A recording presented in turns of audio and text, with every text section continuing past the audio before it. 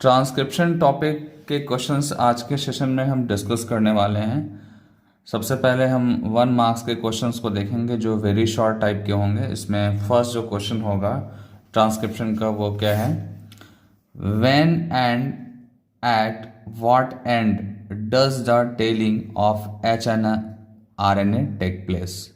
ठीक है, मतलब जब आरएनए की प्रोसेसिंग होती है, आप सबको पता होना चाहिए कि यूकैरियोटिक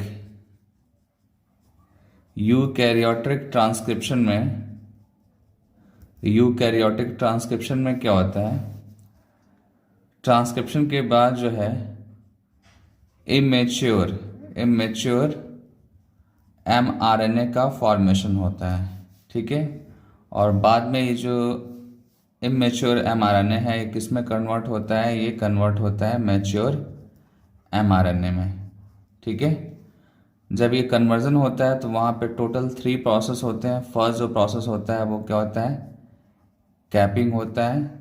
सेकेंड जो प्रोसेस होता है वो होता है स्प्लाइसिंग, और थर्ड जो प्रोसेस होता है वो होता है टेलिंग। ये 3 प्रोसेस जब होते हैं तो इमेच्योर एमआरएनए कन्वर्ट होता है मैच्योर एमआरएनए में। ठीक है, जिसमें से टेलिंग जो है वो 3 प्राइम एंड पे होता है, 3 प्राइम एंड पे होता है। ठीक है, कैपिंग जो है 5 प्राइम एंड पे होता है। ठीक है, आपका ये जो क्वेश्चन है वो क्या है, when and at what end does the tailing of hnRNA take place. ठीक है, यहाँ पे एचएनआरएनए मेंशन है, तो एचएनआरएनए एक्चुअली किसको बोलते हैं, इमेच्योर आरएनए को बोलते हैं। ठीक है, तो आपने देखा यहाँ पे कि ये देखा कि जो टेलिंग होता है वो 3 एंड पे होता है, एमआरएनए के 3 एंड पे होता है। यहाँ पे आप बुक के अकॉर्डिंग आंसर को देख लो, मैंने तो आपको समझा दिया, बट बुक के अकॉर्डिंग क्या है देखते हैं। Tailing occur during the processing of hnRNA into functional mRNA. Functional means mature mRNA. ठीक है, फंक्शनल का यहाँ मीनिंग क्या है, mature mRNA. It is added at 3 end of hnRNA. ठीक है, ध्यान देना होगा 3 एंड पे टेलिंग होता है। ठीक है, तो ये आपका क्वेश्चन का आंसर हो गया। अब आते हैं next question number 4, why hnRNA is required to undergo splicing. यहाँ पे ये पूछ रहा है कि जो एचएनआरएनए है, एचएनआरएनए मीन्स इमेच्योर आरएनए में स्प्लाइसिंग क्यों होती है। तो मैंने आपको बताया था, जब आपको वीडियो लेक्चर शेयर किया था तो मैंने बताया था कि जब इमेच्योर आरएनए को मैच्योर में कन्वर्ट होना होता है तो वहाँ पे 3 प्रोसेस होते हैं। First is capping, second is splicing and third is telling. ठीक है, जो अभी जस्ट मैंने आपको बताया, कैपिंग, स्प्लाइसिंग और टेलिंग। ठीक है, स्प्लाइसिंग जो होता है वो एक्चुअली क्यों होता है इसको समझिए आप। स्प्लाइसिंग एक्चुअली होता क्या है, स्प्लाइसिंग क्या होता है इसको समझिए। यहाँ पे होता है रिमूवल ऑफ एंट्रॉन होता है, रिमूवल ऑफ एंट्रॉन्स, मतलब कि नॉन कोडिंग सीक्वेंस का रिमूवल, नॉन कोडिंग सीक्वेंस का रिमूवल। आप यहाँ पे देखो, the hnRNA is non functional and undergoes splicing to remove introns. ठीक है, and exons join in a defined manner. ठीक है, डिफाइंड मैनर में एक्सॉन्स ज्वाइन कर लेते हैं और एंट्रॉन्स का रिमूवल हो जाता है। इसका मैं डायग्राम से इसको बताने की कोशिश करता हूँ। सपोज दैट ये आपका क्या है, एक एचएनआरएनए है। क्या है ये, एचएनआरएनए है, और एचएनआरएनए का ये 3 एंड है और ये आपका 5 एंड है। यहाँ पे आप मेंशन कर लो एचएनआरएनए। ठीक है, और इसमें क्या क्या है, इसमें है एक्सॉन्स हैं, इंट्रॉन्स हैं, एक्सॉन्स है, इंट्रॉन है, ये अल्टरनेट यहाँ पे प्रेजेंट है। ठीक है, इंट्रॉन्स और एक्सॉन्स का यहाँ पे सीक्वेंस है अल्टरनेट। ठीक है, आई यहाँ पे क्या है, आई इज एंट्रॉन। ठीक है, वेयर एज ई इज क्या है यहाँ पे, एक्सॉन। क्या है, एक्सॉन है। एंट्रॉन्स को क्या करना है, रिमूव करना है, रिमूव आई मीन्स एंट्रॉन। ठीक है, एंट्रॉन्स को रिमूव कर दिया, क्या बचेगा आप देखो यहाँ पे, यहाँ पे ओनली आपका एक्सॉन बचेगा जो एक दूसरे से ज्वाइन कर जाएगा, first exon, second exon, third exon, fourth है एक्सॉन। तो यहाँ पे टोटल जो है एक्सॉन्स कितने हैं, ये हैं 4, और ये 4 एक्सॉन्स आपस में ज्वाइन कर लेंगे, आपस में ज्वाइन कर लेंगे। ये आपका एज इट इज़ 5 प्राइम और ये एज इट इज़ 3 प्राइम। इसी को आप क्या बोलेंगे, मैच्योर mRNA। ठीक है, और एक चीज़ और ध्यान देना है कि 5 एंड पे क्या होता है, कैपिंग होता है, यहाँ पे कैपिंग होगा और यहाँ पे क्या होगा, टेलिंग होगा, और देन फाइनली मैच्योर mRNA का फॉर्मेशन होगा। ठीक है, एक बार फिर से हम आंसर को देखते हैं। यहाँ पे बुक के according the hNRNA is non functional mRNA, और इसको आप इमेच्योर RNA भी बोल सकते हैं, hNRNA को इमेच्योर RNA बोल सकते हैं। And undergoes splicing to remove introns को रिमूव कर दिया, और देन रिमेनिंग क्या बचा, आपका एक्सॉन बचा, और ये एक्सॉन जो है ज्वाइन कर लेंगे एक डिफाइंड मैनर में। ठीक है, अब आते हैं next question, question number 5। Question number 5 आप देखो, mention one difference to distinguish an exon from an intron. ठीक है, ये क्वेश्चन नंबर 5 है, और यहाँ पे पूछ रहा है कि एक्सॉन और इंट्रॉन में क्या डिफरेंस है। आप ध्यान दो, यहाँ पे जो एक्सॉन होते हैं, ठीक है, मैं आपको बता दूं क्लियरली यहाँ पे कि जो एक्सॉन्स होते हैं एक्चुअली में ये एक्सप्रेसिव सीक्वेंस होते हैं। ये कैसे होते हैं, एक्सप्रेसिव सीक्वेंस होते हैं, एक्सप्रेस करते हैं। ठीक है, एक्सप्रेसिव सीक्वेंस होते हैं, और एक्सप्रेसिव सीक्वेंस क्या बनाते हैं, प्रोटीन्स बनाते हैं। क्या बनाते हैं, प्रोटीन्स बनाते हैं। ठीक है, और जो एंट्रॉन्स होते हैं ये प्रोटीन्स नहीं बनाते हैं, एंट्रॉन्स प्रोटीन नहीं बनाते हैं। ठीक है, तो एक बार यहाँ पे देखते हैं बुक के according, exons is a part of hNRNA which is expressed. Express का मतलब प्रोटीन बनाना, एंड फॉर्म फंक्शनल mRNA। ठीक है, ये जो एक्सॉन होगा ये मैच्योर और फंक्शनल mRNA का पार्ट होगा। आपको पता है कि जब एंट्रॉन्स को हम रिमूव कर देते हैं, ठीक है, तो आफ्टर रिमूवल ऑफ एंट्रॉन्स जो रिमेनिंग जो बचता है, ठीक है, पार्ट, उसको आप क्या बोलते हैं, मैच्योर mRNA बोलते हैं, और जिसमें ओनली क्या मिलेगा आपको, एक्सॉन्स मिलेंगे। ठीक है, तो वही यहाँ पे मेंशन कर रहा है, आप देखो, exons is a part of hNRNA which is expressed, ठीक है, and form functional mRNA, whereas introns are intervening sequence of nucleotide which do not appear in processed mRNA। ठीक है, ये प्रोसेस्ड mRNA में ये प्रेजेंट नहीं होंगे, ओनली ये जो है hNRNA में ये प्रेजेंट होंगे। ठीक है, आपको मैं बता दूं क्लियरली कि hNRNA में एंट्रॉन्स के साथ साथ एक्सॉन होता है।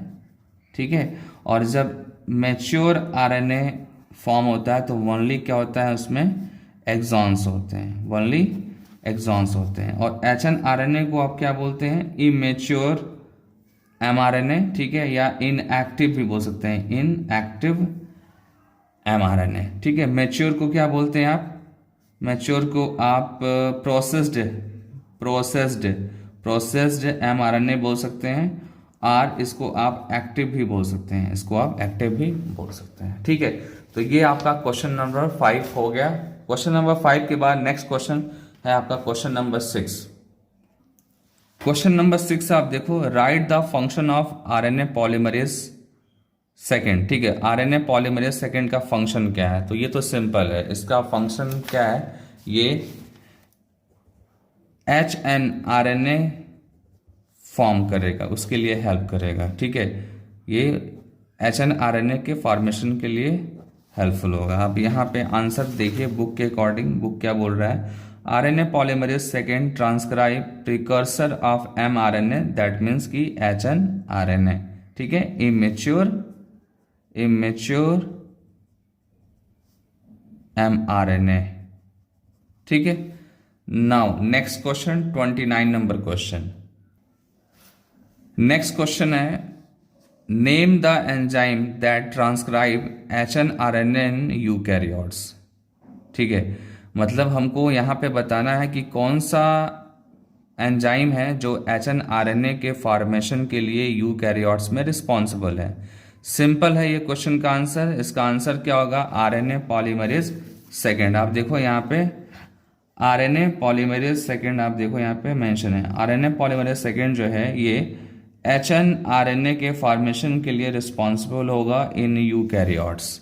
ठीक है, देन इसके बाद से क्वेश्चन नंबर 30 देखते हैं। क्वेश्चन नंबर 30 क्या है, which one out of rho factor and sigma factor act as a initiation factor during transcription in a prokaryotes. ठीक है, जब आप प्रोकैरियोटिक ट्रांसक्रिप्शन डिस्कस करते हैं तो वहाँ पे आपको क्लियरली मैंने बताया है वीडियो लेक्चर्स में। ठीक है, मैंने बताया था कि वहाँ पे 2 फैक्टर्स होते हैं, first is sigma factor and second is rho factor.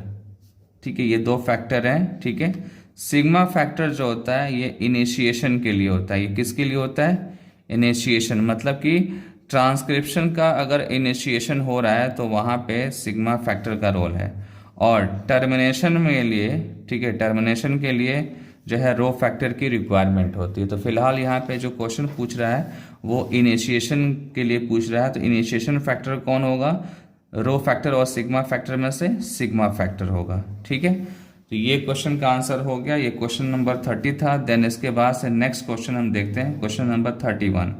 ठीक है, ये आपका क्वेश्चन नंबर 30 था। ठीक है, और इसके बाद से नेक्स्ट क्वेश्चन देखते हैं, question number 31। Which one of an intron and an exon is the reminiscent of antiquity. ठीक है, इसका मतलब यहाँ पे यह है कि जो अगर 31 नंबर क्वेश्चन सॉल्व करना है तो सबसे पहले रिमिनिसेंट ऑफ एंटिक्विटी की मीनिंग आपको पता होना चाहिए। ठीक है, तो आप चाहो तो इसकी डिक्शनरी में मीनिंग देख लो, बट उसके पहले मैं आपको बता दे रहा हूँ कि इसका जो मीनिंग होगा वो ये होगा कि ओल्ड जो भी चीज़ें होती हैं उनको मेमोराइज करना, उनको याद करना। ठीक है, जैसे कि एंट्रॉन्स जो है वो एंशिएंट टाइम में उनका क्या रोल था। ठीक है, ये याद करना है। ठीक है ना, ये याद करना है। और यहाँ पे जो क्वेश्चन है वो क्या है, which one of an introns and an exons, मतलब एक्सॉन और एंट्रॉन्स में से किसको याद करना है। ठीक है, तो आंसर होगा एंट्रॉन्स। ठीक है, क्या होगा, एंट्रॉन्स। आप चाहो तो एनसीईआरटी की एक लाइन आप देख सकते हैं, यहाँ पे देखो आप, the significance of such complexities is now beginning to be understood. ये डिस्कशन कर रहा है किस पे, ये डिस्कशन कर रहा है एंट्रॉन्स को लेकर। एंट्रॉन्स का स्प्लाइसिंग होता है और वो स्प्लाइसिंग एक कॉम्प्लेक्सिटी है। क्या है, कॉम्प्लेक्सिटी है इन यूकैरियोट्स। ठीक है, आगे चलते हैं। आगे बोल रहा है कि the split gene arrangement represent probably N ancient feature of genome. ठीक है, जो मैंने यहाँ पे आपको दिखाया है कि बीच बीच में जो है ये एंट्रॉन्स स्प्लिट के फॉर्म में प्रेजेंट है। ठीक है, ये स्प्लिट के फॉर्म में प्रेजेंट है। तो इस तरीके से अगर एंट्रॉन्स है तो वो क्या है, स्प्लिट अरेंजमेंट है, स्प्लिट अरेंजमेंट है। और स्प्लिट अरेंजमेंट जो है ये एंशिएंट फीचर है जीनोम का। ठीक है, और इसी एंट्रॉन्स के वजह से ये स्प्लिट जीन हो रहे हैं। ठीक है, आप डायग्राम जब देखोगे तो ये जो एंट्रॉन्स दिख रहा है इसी की वजह से ये स्प्लिट जीनोम फॉर्म हो रहा है। ठीक है, तो आंसर जो होगा आपका वो क्या होगा, the presence of introns is reminiscent of antiquity. ठीक है, यही आपका क्वेश्चन में मेंशन था और वो मैंने बता दिया है। आंसर क्या होगा, एंट्रॉन्स होगा। क्या होगा, एंट्रॉन्स होगा। ठीक है, आगे भी सेंटेंस को भी देखते हैं। यहाँ पे सेंटेंस क्या बोला, the process of splicing represent the dominance of RNA word. मतलब ये है कि एंशिएंट टाइम में जो है वो जब जेनेटिक मटेरियल जो था वो आरएनए था, और उसी आरएनए में आज के टाइम क्या हो रहा है, स्प्लाइसिंग हो रहा है। ठीक है, तो आरएनए का एक दौर था, उसकी डोमिनेंसी थी एंशिएंट टाइम में। ठीक है, अब आते हैं नेक्स्ट क्वेश्चन, देखते हैं उसको। अब यहाँ पे देखते हैं नेक्स्ट क्वेश्चन। नेक्स्ट क्वेश्चन आपका क्या है, mention the 2 additional processing which hnRNA needs to undergo after splicing so as to become functional। ठीक है, क्वेश्चन ये है कि mention the 2 additional processing which hnRNA need to undergo after splicing so as to becomes functional। मतलब simple सा है, अभी मैंने आपको बताया कि जब प्रोसेसिंग होती है, ठीक है, जब इमेच्योर आरएनए या एचएनआरएनए की प्रोसेसिंग होती है, तो टोटल यहाँ पे प्रोसेस कितने होते हैं? 3 होते हैं। फर्स्ट जो प्रोसेस होता है वो कैपिंग होता है, और सेकंड जो होता है वो स्प्लाइसिंग होता है, थर्ड टेलिंग होता है। ठीक है, यहाँ पे ये पूछ रहा ऑथर कि स्प्लाइसिंग को छोड़कर एक्सेप्ट स्प्लाइसिंग जो अदर 2 नेम है वो क्या है? कैपिंग है और टेलिंग है।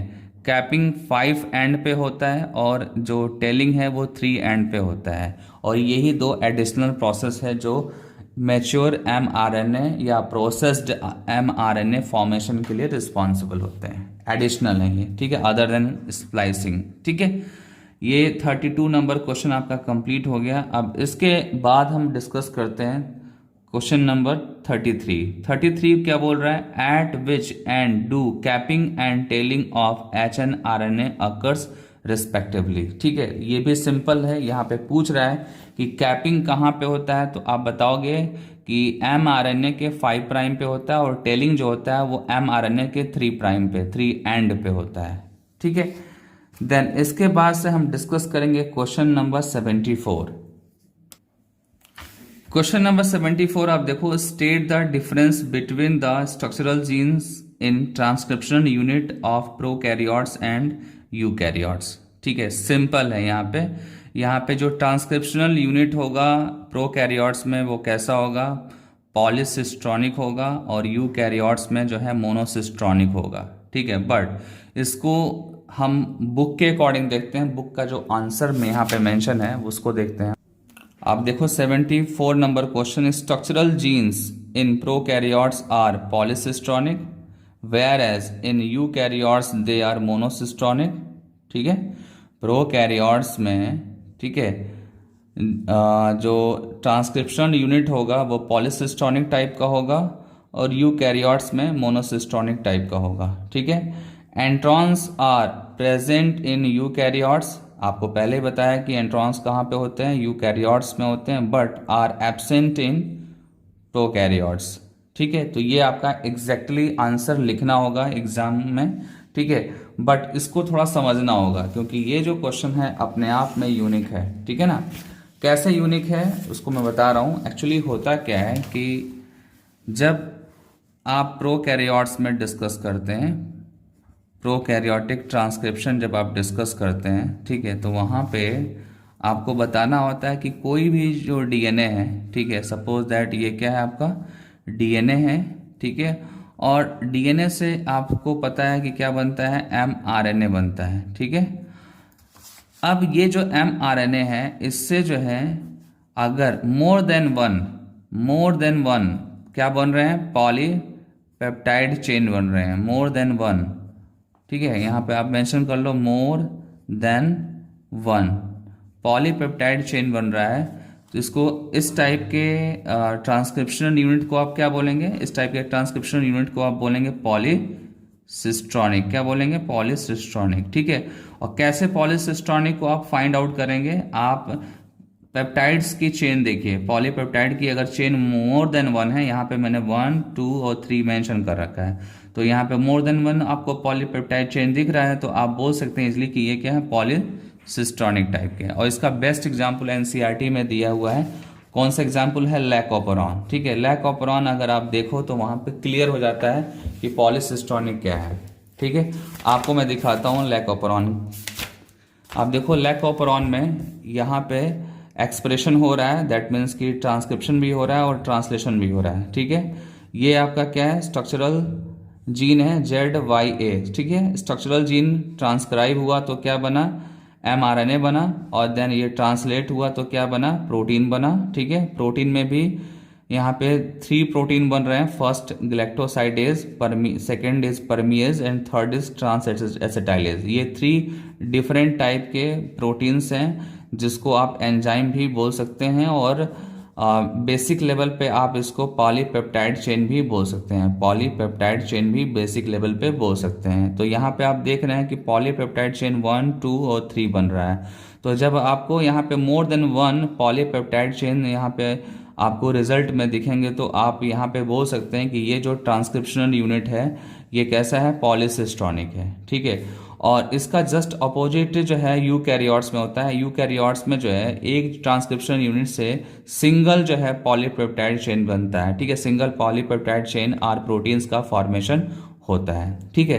तो उस टाइप का जो होगा ट्रांसक्रिप्शनल यूनिट वो कैसा होगा, मोनोसिस्ट्रॉनिक होगा। एक बार हम फिर से बुक की लाइन को देखते हैं, बुक में जो आंसर दिया हुआ है उसको देखते हैं एक बार। आप देखो, structural genes in prokaryotes are polycistronic whereas in eukaryotes they are monocystonic. Introns are present in eukaryotes but are absent in prokaryotes, ठीक है। तो ये तो एंट्रॉन्स के बारे में भी बता दिया ना, तो एंट्रॉन्स का भी लाइन आप ऐड कर सकते हैं। इसके बाद नेक्स्ट जो क्वेश्चन है, क्वेश्चन नंबर 75, ठीक है। क्वेश्चन नंबर 75 आप यहाँ पे देख सकते हैं। यहाँ पे क्या पूछ रहा है, a template strand is given below. ये आपका टेम्पलेट स्ट्रैंड है। आपको पता है ना कि 3 to 5 जो प्राइम डायरेक्शन में स्ट्रैंड होता है, 3 to 5 डायरेक्शन में जो भी स्ट्रैंड होगा वो कौन सा होगा, टेम्पलेट स्ट्रैंड होगा। Write down the corresponding coding strands and mRNA strand which that can be formed along with their polarity, ठीक है। मतलब यहाँ पे आपको टेम्पलेट स्ट्रैंड के अपोजिट जो कोडिंग स्ट्रैंड होता है उसका भी सीक्वेंस लिखना है और mRNA का भी सीक्वेंस लिखना है। आप देखो यहाँ पे कोडिंग स्ट्रैंड के सीक्वेंस के भी पूछ रहा है और mRNA के स्ट्रैंड के भी सीक्वेंस को पूछ रहा है। तो इसको हम बनाते हैं, ठीक है ना। इसको सॉल्व करना पड़ेगा एक्चुअली में, ठीक है। ये जैसे कि फिजिक्स और केमिस्ट्री में न्यूमेरिकल क्वेश्चंस होते हैं उसी तरीके से इसको सॉल्व करना होगा, ठीक है। तो आप ये देखो, ये आपका क्या है, टेम्पलेट स्ट्रैंड है। पहले क्या करेंगे, टेम्पलेट स्ट्रैंड के सीक्वेंस को यहाँ पे लिखेंगे ATGCA, ठीक है, TGCA TGCATG, ठीक है, C आगे भी लिखना होगा क्योंकि स्पेस कम है मुझे। देन ATGCATGC, ठीक है। ये आपका हो गया, ये हो गया आपका टेम्पलेट स्ट्रैंड। कौन सा स्ट्रैंड हो गया, ये टेम्पलेट स्ट्रैंड हो गया। आप देखो यहाँ पे ये टेम्पलेट स्ट्रैंड मैं लिख रहा हूँ, ठीक है, टेम्पलेट स्ट्रैंड, ठीक है। इसका जस्ट कॉम्प्लीमेंट्री जो होगा, कॉम्प्लीमेंट्री स्ट्रैंड क्या होगा, 5 to 3 होगा। क्या होगा, 5 to 3, और इसको क्या बोलेंगे हम, कोडिंग स्ट्रैंड बोलेंगे। क्या बोलेंगे, कोडिंग स्ट्रैंड, ठीक है। तो कोडिंग स्ट्रैंड में क्या होगा, कॉम्प्लीमेंट्री होगा। तो आप क्या करेंगे, यहाँ पे कॉम्प्लीमेंट्री बेसिस को मेंशन करते चलेंगे। तो ए का जो कॉम्प्लीमेंट्री होगा वो टी होगा, टी का ए होगा, जी का सी होगा, सी का जी होगा, ए का होगा आपका टी, टी का ए, जी का सी, जी टी ए, ऐसे लिखते चलेंगे, ठीक है। आप देखो मैंने यहाँ क्या किया, मैंने यहाँ पे कॉम्प्लीमेंट्री सीक्वेंस मेंशन कर दिया इसके अकॉर्डिंग, ठीक है। ये हाइड्रोजन बॉन्डिंग हो जाएगा बेसिस के बीच में। अब करना क्या है, हमको यहाँ पे ट्रांसक्राइब करा के क्या बनाना है, mRNA बनाना है। जब mRNA ट्रांसक्राइब करेगा तो उसका भी डायरेक्शन नेचुरली क्या होता है, 5 to 3 होता है, 5 to 3 डायरेक्शन में होता है, ठीक है। और यहाँ पे जो भी सीक्वेंस होगा, आपको मैं बता दूं कि यहाँ पे जो भी सीक्वेंस होगा वो वही सीक्वेंस होगा जो 5 to 3 पे होता है। 5 to 3 पे जो भी सीक्वेंस होगा उसमें आप क्या करेंगे, थाइमिन की जगह पे यूरेसिल आप लगा देंगे। थाइमिन की जगह पे आप यूरेसिल लगा देंगे तो वही सेम सीक्वेंस mRNA का हो जाएगा। बिकॉज ये जो स्ट्रैंड है ये 5 to 3 है और इसका जो टेम्पलेट स्ट्रैंड ये है, तो टेम्पलेट स्ट्रैंड से अगर आप कंपेयर करेंगे तो उसका कॉम्प्लीमेंट्री होगा, बट इससे जब कंपेयर करेंगे तो ये सिमिलर होगा, बट डिफरेंस किसका होगा, यूरेसिल और थाइमिन का होगा। mRNA में थाइमिन की जगह पे यूरेसिल आ जाएंगे, ठीक है। और डीएनए में तो आपको पता है कि थाइमिन होता है, यूरेसिल नहीं होता है, ठीक है। तो हम क्या करेंगे, ये सीक्वेंस हम एज इट इज नोट कर देंगे, बट क्या करेंगे, यहाँ पे हम थाइमिन की जगह यूरेसिल को डालते जाएंगे। तो यहाँ पे हम यूरेसिल लगा देंगे, देखो यहाँ पे यूरेसिल लगाया, बाकी जो है एज इट इज है आपका, ठीक है। ध्यान देना होगा, जहाँ जहाँ पे आपका थाइमिन है वहाँ वहाँ पे क्या करेंगे, यूरेसिल कर देंगे, ठीक है। यूरेसिल कर दिया,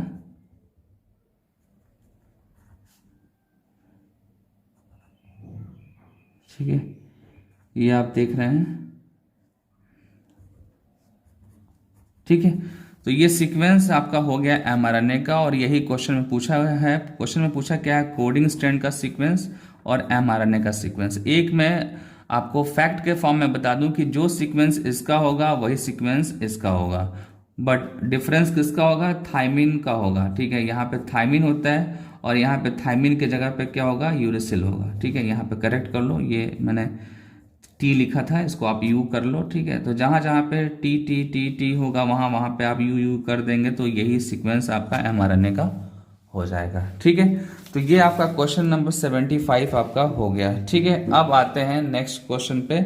नेक्स्ट क्वेश्चन क्या है आपका, 86 नंबर क्वेश्चन। 86 नंबर क्वेश्चन में आप देखो यहाँ पे, the base sequence of one of the strands of DNA is TAGCA TGAT। ठीक है, ये सीक्वेंस है, इसमें बोल रहा है give the base sequence of its complementary strand. इसका कॉम्प्लीमेंट्री स्ट्रैंड क्या होगा।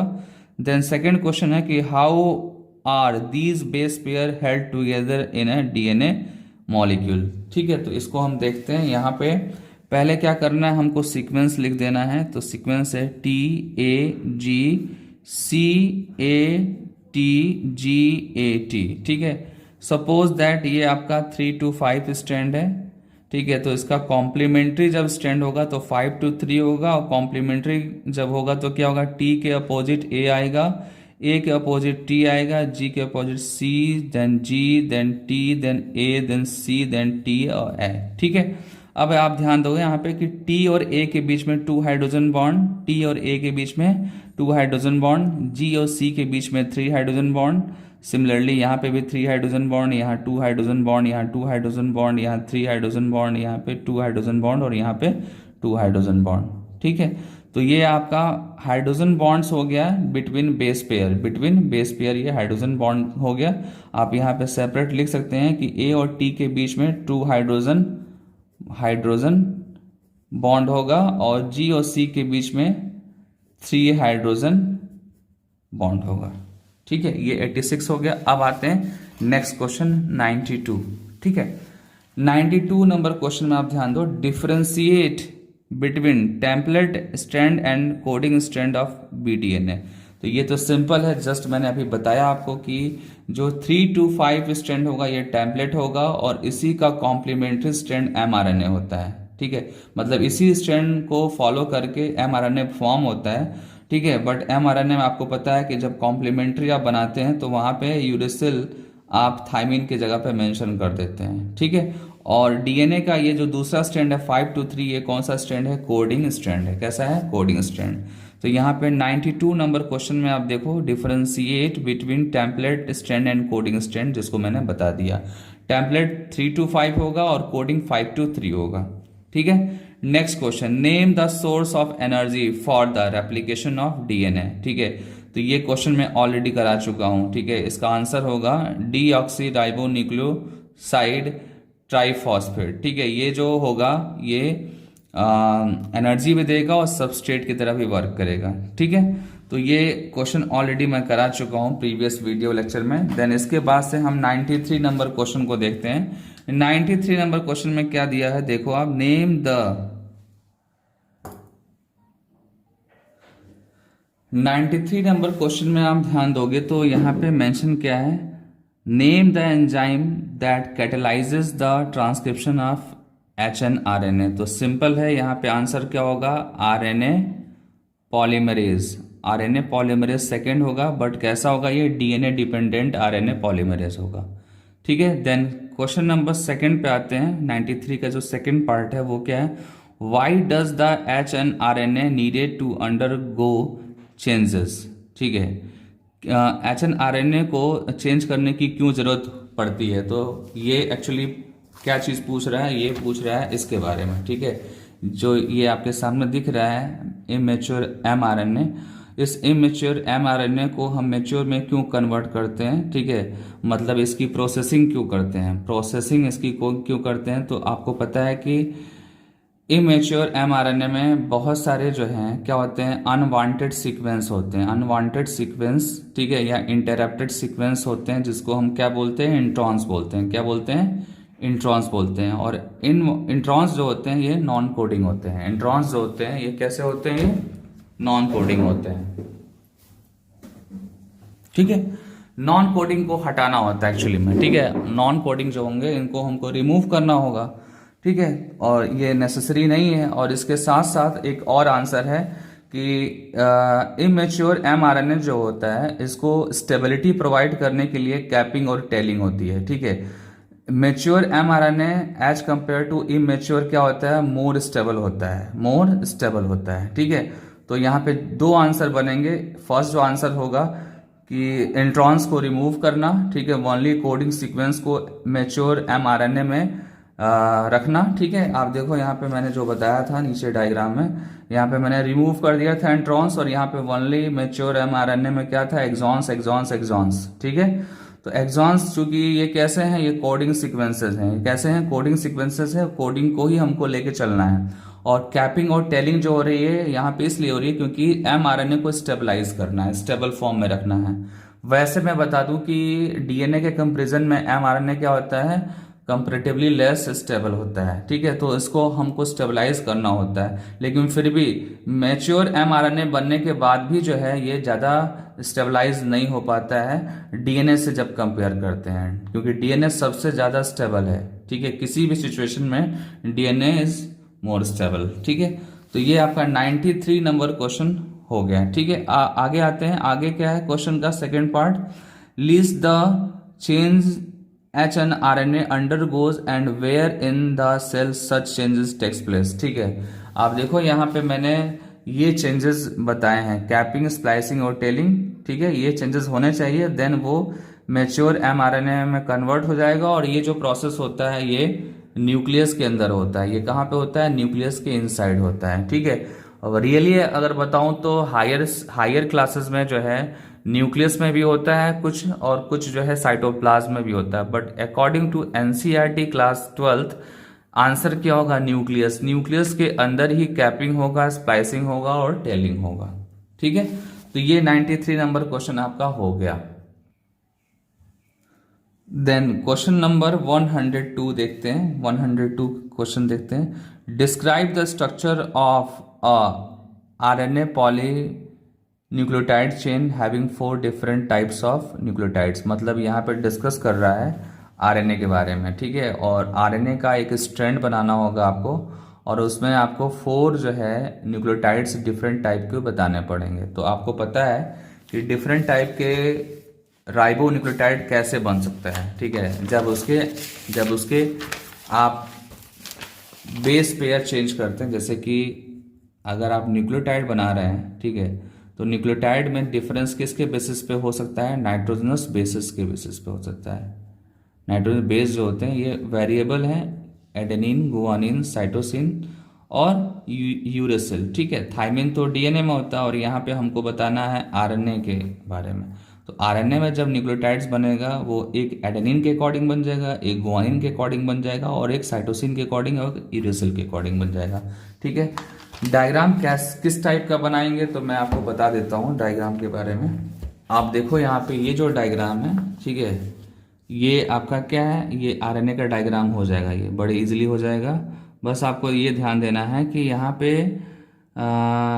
एडेनिन, ठीक है, गुआनिन, साइटोसिन तो होगा, बट थाइमिन की जगह क्या करना है, आपको यूरेसिल ऐड कर देना है, ठीक है, क्योंकि थाइमिन तो डीएनए में होता है और यूरेसिल जो होता है वो आरएनए में होता है, और जो रिमेनिंग पार्ट है वो एज इट इज होगा, और इस तरीके से आपका आरएनए का स्ट्रक्चर बन जाएगा, ठीक है। देन नेक्स्ट क्वेश्चन आपका है 103। देखो आप, with the help of systematic diagram explain the location and role of the following in a transcription unit, ठीक है। मतलब कि ट्रांसक्रिप्शन यूनिट में जो प्रमोटर है, स्ट्रक्चरल जीन है या टर्मिनेशन है, इसकी एक्चुअल पोजीशन कहाँ होती है, इसको हम सिस्टमेटिकली डायग्राम के थ्रू बताएंगे। तो ये भी आपका एनसीईआरटी का हो जाएगा, ठीक है। एनसीईआरटी में अगर आपने ट्रांसक्रिप्शन टॉपिक पढ़ रखा है, ठीक है, आप देखो यहाँ पे ये आपका क्या है, ये आपका प्रोमोटर रीजन है, ये स्ट्रक्चरल रीजन है, ये टर्मिनेटर रीजन है, ठीक है। यहाँ पे सारे चीज़ें जो है मेंशन है, और यही क्या है, systematic structure of a transcription unit है, ठीक है, ध्यान देना होगा आपको। देन इसके बाद से हम क्वेश्चन नंबर 104 को डिस्कस करेंगे। 104 में दो पार्ट है, ए और बी। ए पार्ट क्या बोल रहा है, construct a complete transcription unit with promoter and terminator on the basis of hypothetical template strand given below. ये आपका टेम्पलेट स्ट्रैंड है, और टेम्पलेट स्ट्रैंड का जो डायरेक्शन होता है वो कैसा होता है, वो 3 to 5 होता है। ठीक है, तो ये आपका टेम्पलेट स्ट्रैंड हो गया। और इसमें क्या पूछ रहा है, construct a complete transcription unit and promoter and termination on the basis of hypothetical template. ठीक है, तो सिंपल आपको वही डायग्राम जो मैंने अभी जस्ट बताया। ठीक है, आप देखो ये 3 to 5 है, और 3 to 5 के अकॉर्डिंग जो है फिर 5 to 3 है आपका कोडिंग स्ट्रैंड है। ठीक है, ये क्या है, कोडिंग स्ट्रैंड है, और हमेशा कोडिंग स्ट्रैंड के अकॉर्डिंग ही प्रमोटर, स्ट्रक्चरल जीन्स और टर्मिनेशन, ठीक है, टर्मिनेशन रीजन मेंशन करना होता है। हमेशा जो है 5 to 3 स्ट्रैंड के अकॉर्डिंग प्रमोटर, स्ट्रक्चरल और टर्मिनेशन रीजन को डिफाइन करना होता है। ठीक है, वैसे एक बार हम देखते हैं क्वेश्चन के सेकेंड पार्ट को। क्वेश्चन का सेकेंड पार्ट क्या बोलता है, right the RNA strand transcribed from the above transcription unit along with its polarity. ठीक है, यहाँ पे ये पूछ रहा है कि right the RNA strands transcribed from the above transcriptional unit. तो ये सारी चीज़ें मैंने ऑलरेडी बता दिया आपको, सारे स्ट्रैंड्स के बारे में बता दिया, उसकी पोलरिटी के बारे में बता दिया, मतलब कि डायरेक्शन के बारे में 3 to 5 और 5 to 3 क्या क्या होता है मैंने बता दिया आपको। ठीक है, देन इसके बाद से आते हैं क्वेश्चन नंबर 105। यहाँ पे क्या बोला, describe with the help of systematic representation the structure of a transcription unit। ठीक है, ये क्वेश्चन नंबर 105 जो है वो 103 दोनों एक ही जैसे क्वेश्चन है। ठीक है ना, 105 में भी यही डायग्राम आपका बनेगा जो 103 में मैंने आपको बताया था। ठीक है, देन इसके बाद से 106, monocistronic structural genes in eukaryotes having interrupted coding sequences explain how are they different in prokaryotes. ठीक है, तो ये चीज़ मैंने आपको बता दिया ऑलरेडी। ठीक है, यहाँ पे जब मैं आपको बता रहा था, ठीक है, तो ये जो पार्ट था ये तो यूकैरियोट्स में होता है, क्योंकि यूकैरियोट्स में स्टार्टिंग में HNRNA फॉर्म होता है जो कि क्या होता है, इमेच्योर होता है, और उसको मेच्योर करने के लिए एंट्रॉन्स का रिमूवल करना होता है। ठीक है, और रिमूवल होने के बाद जो प्रोसेस्ड RNA फॉर्म होता है, दैट मीन्स कि मेच्योर mRNA, ठीक है, उसमें ओनली एक्सॉन्स होते हैं। ठीक है, बट जब आप प्रोकैरियोट्स में डिस्कस करते हैं तो प्रोकैरियोट्स में एंट्रॉन्स नहीं होते हैं, वहाँ पे ओनली जो है एक्सॉन्स होते हैं। और मैं आपको बता दूं कि प्रोकैरियोट्स में डायरेक्टली मेच्योर mRNA का फॉर्मेशन होता है, डायरेक्टली मेच्योर mRNA का फॉर्मेशन होता है, तो वहाँ पे ये सारे प्रोसेस आपको मेंशन नहीं करने हैं। ठीक है, देन क्वेश्चन नंबर 107 पे आते हैं। 7 में क्या है, differentiate between the following promoter and termination in the transcription unit. ठीक है, तो ये भी मैं बता दिया हूँ आपको, exons and introns in an unprocessed eukaryotic mRNA। ठीक है, ये आपको पता है ना कि इमेच्योर mRNA में एक्सॉन्स और एंट्रॉन्स दोनों होते हैं, और इमेच्योर mRNA जो होता है वो अनप्रोसेस्ड होता है। जब एंट्रॉन्स का रिमूवल, कैपिंग और स्प्लाइसिंग हो जाता है तो मैच्योर mRNA में कन्वर्ट हो जाता है। ठीक है, तो 107 हो गया। देन उसके बाद से 108 पे आ जाइए। 108 क्या है, describe the initiation process of transcription in bacteria. ठीक है, तो यहाँ पे थोड़ा सा आपको बताना होगा।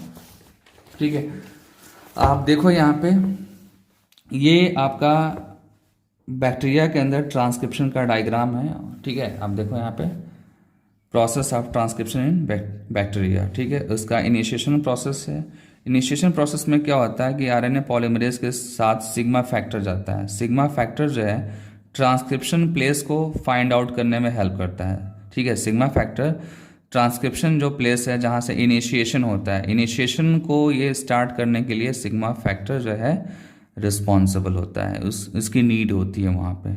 ठीक है ना, तो ये चीज़ ध्यान देना है कि इनिशिएशन के लिए सिग्मा फैक्टर, और इसी का जस्ट अपोजिट एक फैक्टर है रो फैक्टर, जो कि रिस्पॉन्सिबल होता है टर्मिनेशन के लिए, जो आपको आगे में भी क्वेश्चन में मिल सकता है। ठीक है, तो ये आपका क्वेश्चन नंबर 108 हो गया। ठीक है, देन इसके बाद से हम क्वेश्चन नंबर 109 डिस्कस करते हैं। Describe the elongation process of transcription in bacteria. तो यहाँ पे आपको ये बताना है कि जब एक बार इनिशिएशन हो जाता है with the help of sigma factor, ठीक है। उसके बाद से रोल स्टार्ट होता है किसका, आरएनए पॉलीमरेज का। आरएनए पॉलीमरेज जो है वो क्या करता है, इलोंगेशन में हेल्प करता है, इलोंगेशन में हेल्प करता है। एक बार मैं बुक की कुछ लाइंस आपको दिखा देता हूं। यहाँ पे आप देखो, यहाँ पे RNA polymerase bind to the promoter and initiate the transcription, ठीक है। और यहाँ पे सबस्ट्रेट कौन सा है, यहाँ पे सबस्ट्रेट है न्यूक्लियोसाइड ट्राइफॉस्फेट। जैसा कि डीएनए रेप्लिकेशन में क्या था, डीऑक्सीराइबोन्यूक्लियोसाइड ट्राइफॉस्फेट था, बट यहाँ पे आरएनए के सिंथेसिस हो रही है, तो आरएनए के सिंथेसिस के अकॉर्डिंग यहाँ पे जो होगा वो nucleoside triphosphate as a substrate होगा, ठीक है। देन उसके बाद क्या होगा, एलोंगेशन प्रोसेस शुरू होगा, और एलोंगेशन में हेल्प कौन करता है, आरएनए पॉलीमरेज। आप देखो, the RNA polymerase is only capable of catalysing the process of elongation, ठीक है। एलोंगेशन होता है, देन उसके बाद से टर्मिनेशन होता है, और टर्मिनेशन के लिए रिक्वायर्ड होता है रो फैक्टर। ये क्या है आपका, रो फैक्टर है, ठीक है। तो ये चीज़ ध्यान देना है कि इनिशिएशन के लिए जो है वो आपका सिग्मा फैक्टर है, और टर्मिनेशन के लिए आपका रो फैक्टर है, ठीक है। ये एक लाइन है, बहुत इंपॉर्टेंट है। वो क्या बोल रहा है, association with these factor alter the specificity of RNA polymerase. मतलब अगर सिग्मा फैक्टर है और टर्मिनेशन फैक्टर है, ठीक है, तो उसके अकॉर्डिंग आरएनए पॉलीमरेज जो है ये वर्क करता है। अगर आरएनए पॉलीमरेज के साथ सिग्मा फैक्टर होगा तो वो इनिशिएशन में हेल्प करेगा, अगर वो रो फैक्टर के साथ है तो वो टर्मिनेशन में हेल्प करता है, अगर वो एलोन है, इंडिविजुअल अपने आप में है, मतलब उसके साथ कोई भी फैक्टर नहीं है, तो वो किस में हेल्प करेगा, वो इलोंगेशन में हेल्प करेगा, ठीक है।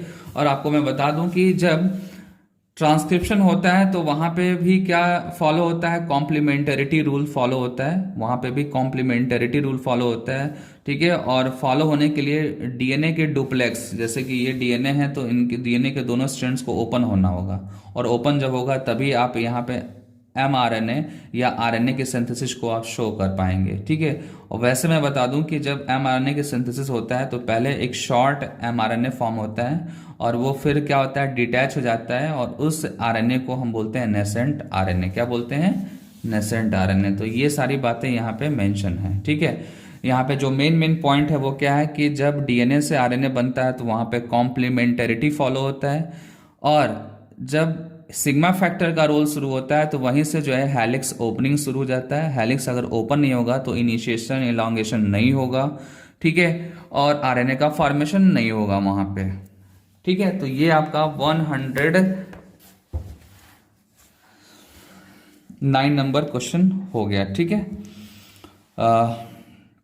देन इसके बाद से जो नेक्स्ट क्वेश्चन है आपका 111, ठीक है, वो क्या है, explain the role of DNA dependent RNA polymerase in transcription. तो मैंने अभी जस्ट बताया आपको, ठीक है, सिग्मा फैक्टर के साथ या रो फैक्टर के साथ, या ये अगर एलोन है तो कैसे वर्क करेगा, ये सारी बातें मैंने आपको बताया। और ज़्यादा अगर आपको समझना है तो आप इस चैप्टर का जो वीडियो लेक्चर मैंने आपको शेयर किया था नियर अबाउट 4 मंथ बिफोर, आप मेरे प्लेलिस्ट से, ठीक है, यूट्यूब के प्लेलिस्ट से जाकर इस ट्रांसक्रिप्शन हेडिंग का वीडियो देख सकते हैं, और उसके बाद से ये टॉपिक आप प्रिपेयर कर सकते हैं, ठीक है।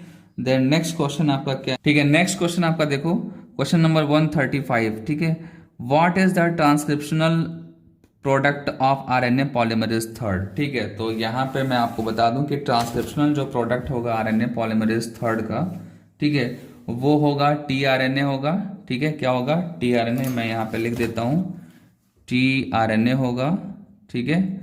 दूसरा होगा 5S राइबोसोमल आरएनए, ठीक है। देन होगा आपका SN आरएनए, ठीक है, स्मॉल न्यूक्लियर आरएनए। ये कहाँ पे मिलेगा, 111 पेज पे आपको मिल जाएगा एनसीईआरटी के, ठीक है। देन इसके बाद से differentiate between capping and telling, तो ये ऑलरेडी डिस्कस कर लिया है। कैपिंग और टेलिंग जो है एमआरएनए की स्टेबिलिटी के लिए होता है। कैपिंग 5 प्राइम पे होता है और टेलिंग 3 प्राइम पे होता है, ठीक है। एक्सपेंड HNRNA, तो HNRNA का जो फुल फॉर्म है वो क्या है आपका, जीनस न्यूक्लियर आरएनए, ठीक है। देन नेक्स्ट आपका जो क्वेश्चन है वो क्या है, draw a systematic representation of the structure of transcriptional unit and show the following in it, ठीक है। ये क्वेश्चन नंबर 136 का ए पार्ट है और यहाँ पे बोल रहा है कि सिस्टमिक रिप्रेजेंटेशन किसका पूछ रहा है, ये ट्रांसक्रिप्शन यूनिट का पूछ रहा है। तो यहाँ पे वही डायग्राम जो मैंने पहले भी बता रखा है आपको, ठीक है, ये होगा आपका डायग्राम, ठीक है। और जो आगे के जो क्वेश्चंस होंगे, इसके जो नेक्स्ट पार्ट के क्वेश्चंस होंगे वो भी इसी से रिलेटेड होंगे, ठीक है। आप देखो यहाँ पे डायरेक्शन इन विच ट्रांसक्रिप्शन अकर, तो ये होगा आपका 5 to 3 डायरेक्शन में होगा transcription. Polarity of 2 strands involve, तो आपको अच्छे से पता है कि 3 to 5 टेम्पलेट स्ट्रैंड होता है और 5 to 3 कोडिंग स्ट्रैंड होता है, ठीक है। देन इसके बाद से टर्मिनेटर जीन्स। टर्मिनेटर जीन्स कहाँ पे होते हैं, ये अगर आप कोडिंग स्ट्रैंड्स के अकॉर्डिंग डिफाइन करते हैं तो 3 एंड पे होगा, ये कहाँ पे होगा, 3 एंड पे होगा, ठीक है। देन नेक्स्ट क्वेश्चन है, ये एक्चुअली में बी पार्ट है 136 का। Mention the function of promoter genes in transcription, तो मैं आपको बता दूं कि प्रोमोटर जो जीन होता है यहाँ पे बाइंड क्या होता है, आरएनए पॉलीमरेज, ठीक है। जो भी आरएनए पॉलीमरेज होगा वो प्रोमोटर पार्ट पे अटैच होगा, ठीक है। देन इसके बाद से नेक्स्ट क्वेश्चन है आपका, draw the systematic representation of transcription unit showing the polarity, ठीक है। तो ये जो क्वेश्चन है आपका, इसमें ये डायग्राम बनेगा फिर से, ठीक है। देन आपका बी पार्ट है 137 का, mention the condition when template strand becomes coding strands, ठीक है। मतलब टेम्पलेट स्ट्रैंड अगर कोडिंग स्ट्रैंड की तरह वर्क करेगा तो सब कुछ अपोजिट हो जाएगा, सब कुछ अपोजिट हो जाएगा, ठीक है। देन सी पार्ट को देखते हैं, give the function of the promoter gene, तो ये मैंने बता दिया कि प्रोमोटर जीन्स पे आरएनए पॉलीमरेज बाइंड होगा और देन उसके बाद से ट्रांसक्रिप्शन स्टार्ट होगा, ठीक है। तो ये आपका हो गया। मोस्टली मैंने ट्रांसक्रिप्शन के क्वेश्चंस करा दिए। अब आपका काम है कि आप थोड़ा एमसीक्यू क्वेश्चन भी प्रैक्टिस कर लीजिए इसके साथ साथ, जो मैंने बुक आपको रिकमेंड किया है, ठीक है, एनसीईआरटी फिंगर टिप्स, उसके कुछ क्वेश्चन सॉल्व करिए, देन आपका ये टॉपिक फाइनली कंप्लीट हो जाएगा। ओके, तो नेक्स्ट हम लेक्चर में मिलते हैं।